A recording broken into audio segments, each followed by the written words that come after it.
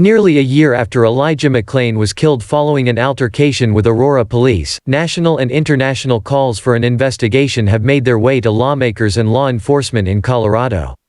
The 17th Judicial District Attorney's Office has received more than 10,000 phone calls and 2,000 emails asking for the 3 officers linked to McClain's death to be charged.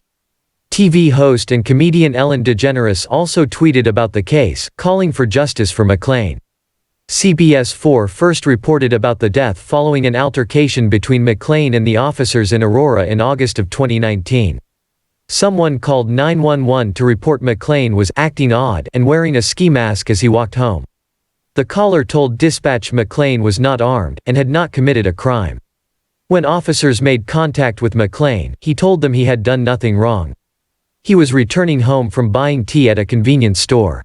After McClain told officers he hadn't done anything wrong, officers attempted to stop him and physically grabbed him.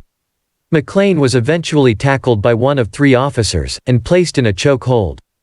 McClain is heard in body camera video telling officers he wasn't resisting. The body cameras of multiple officers were dislodged. At one point, after noticing a body camera is on the floor, one officer is heard telling another, "Move your camera, dude." "I'm surprised how long it has taken for the world to take notice of this case," said Mari Newman, the McClain family's attorney. McClain was not armed, had not committed a crime and was wearing a ski mask for personal comfort. His family said, due to some previous issues, it wasn't uncommon for McClain to wear a mask to give him comfort and ease. McClain was given a high dosage of ketamine by paramedics, which a coroner later determined caused McClain to have 2 heart attacks. In November, CBS 4's Dylan Thomas covered a protest outside the Aurora Municipal Center. An estimated 25 to 35 people attended, and called for the police department to arrest the officers involved. Even as CBS 4 and Thomas continued to follow the case, the attention it received from those not directly affiliated with McClain seemed to fade.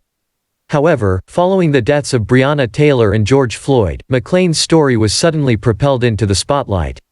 In a matter of weeks, McClain's story was shared online millions of times. More than 2 million people have signed a Change.org petition for the officers involved to be charged.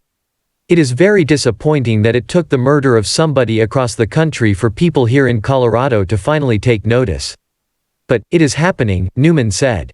McClain's story has since become a major topic of discussion on social media, especially on platforms like Instagram, which tends to attract younger users. Celebrities, including TV host Ellen DeGeneres, have tweeted out their support of an investigation into the 3 officers involved in McClain's arrest. The 17th Judicial District Attorney's Office told Thomas they have received more than 10,000 phone calls about the case, and more than 2,000 emails in just a matter of days. It shouldn't take millions of people signing a petition, and it shouldn't take international media attention, for elected officials to do their jobs, Newman said. After weeks of contact from people across the globe, tracked by CBS 4 as far away as Portugal, many Colorado elected officials are now weighing in. Governor Jared Polis tweeted that he assigned a team to look into the possibilities around investigating the case. Newman said McClain should not be remembered as a man who was violating any laws, because he hadn't done anything wrong at the time police responded. Newman hoped McClain would be remembered for being a kind young man, who needlessly died at the age of 23. He was an angel among humans. He would go to play his violin on his lunch hour to animals who were waiting to be adopted so they wouldn't be lonely. This is not a person who should ever have been contacted by law enforcement, much less murdered in cold blood as he was, Newman said. The public sees through that dishonesty, sees through that effort to avoid accountability, and is now standing up to say Aurora needs to stand up and do what it is right. The Aurora Police Department did not fire the officers involved, and returned them to duty. Newman said, as of last check, all 3 still serve on the streets of Aurora. On Wednesday, Aurora Mayor Mike Kaufman called for a special city council meeting to vote on whether to authorize an independent investigation into the case. Governor Jared Polis also responded to the recent outcry, saying on social media, "I am hearing from many Coloradans who have expressed their concerns with the investigation of Elijah McClain's death. As a result, I have instructed my legal counsel to examine what the state can do